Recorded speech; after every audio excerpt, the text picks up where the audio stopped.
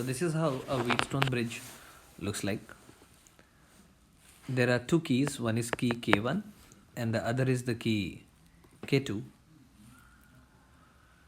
When key K1 is closed and key K2 is kept open, the current flows through the circuit. Say this is the current I, it gets split into say I1 and I2, and the same current I1 and I2 will flow through arm DC and arm BC. As key K2 is open, no current is flowing through the arm BD. When I close the key K2 and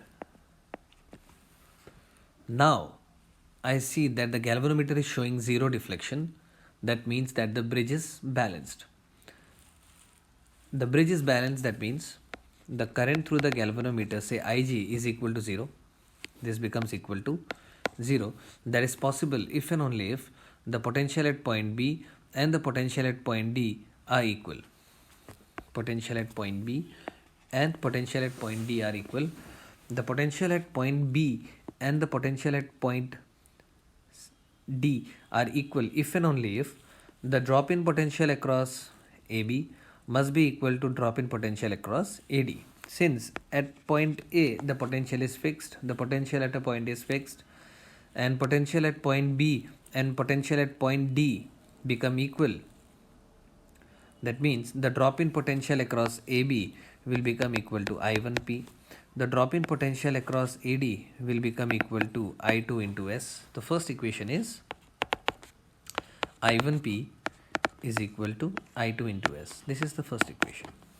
Now, since there is no current flowing through the arm BD, that means the potential at B and potential at D are equal. So B meets at C and D also meets at point C, and C being a point will have fixed potential. So potential difference BC will become equal to VB minus BC. The potential difference DC will become equal to VD minus VC, but VB and VD are equal since no current is flowing through the arm BD. That means fall in potential across BC must be equal to fall in potential across DC. What is the fall in potential across BC? It is I1 into Q, and the fall in potential across DC is equal to I2 into R. So I'm going to write the same, that fall in potential across BC is equal to fall in potential across DC. Now divide equation 1 by 2. So if I divide them, I1 will get cancelled on the left hand side. So P by Q will come out to be S by R. So this is the Wheatstone bridge formula. Now how does it look like in a real life circuit? So now let us move on to the third experiment, that is to verify the laws of combination, that is series and parallel combination of resistance using a meter bridge or slide wire bridge. The principle of the Wheatstone bridge is same as that of the previous experiment, in which we had found out the unknown resistance S.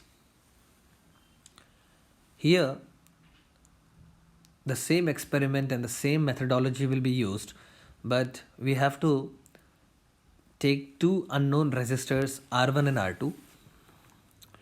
So the two unknown resistors will be R1 and R2,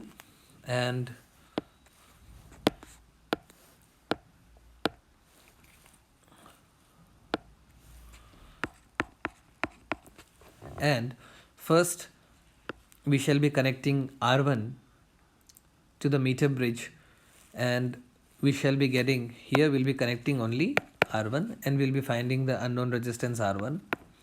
Then we shall be connecting R2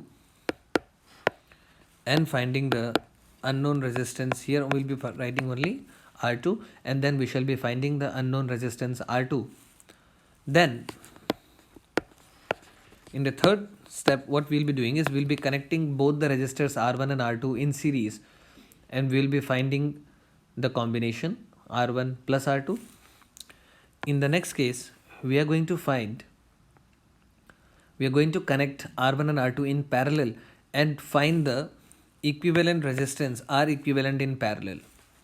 In third case, we are finding R equivalent in series, and in the fourth case, we will be finding R equivalent in parallel just by doing the same method that we had done in the Wheatstone bridge, that is P by Q is equal to R by S.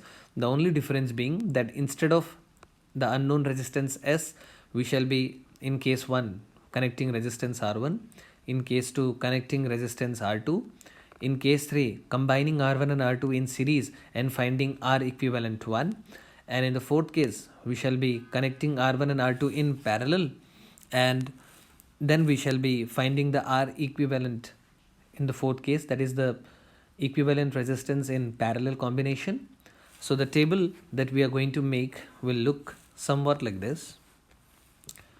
R1 only, number of observations will be taking as 3. Then for different values of the resistance, we'll removing from the resistance box, we'll be getting different balance points, and corresponding to that we are going to find the unknown resistance. Same method will be followed for R2, then for combination of R1 and R2, then for combination of R1 and R2 in parallel. We have to, after making this table, verify the laws of combination. That is, if R1 and R2, now you see here in the case R1 plus R2 is coming out to be somewhat around 2.75, and when we had taken the combined resistance, it comes out to be about 2.72, which is almost equal. So that means the law of combination for series combination of resistors is verified. If I take the resistance in parallel and I'm going to verify, so 1 by R1 plus 1 by R2 will become 1 by 1.24 plus 1 upon 1.51. So if I calculate the value, 1 upon 1.24 will come out to be 0.8.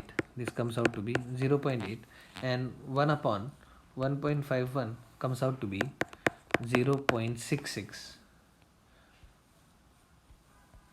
So if I add them, it is coming out to be 1.462. That is 1 upon R equivalent comes out to be 1.462, which implies R equivalent will become equal to 1 upon 1.462. And if I divide this, I'll be getting the value approximately coming out to be 0.68, which is equal to this value 0.66. That means if I take these two resistors, and this is my left hand side, which is 1 upon R1 plus 1 upon R2, to find the parallel combination of these resistors R1 and R2, I'll be getting R equivalent as 1 upon R1 plus 1 upon R2, which on calculation will come out to be 1 upon 1.462.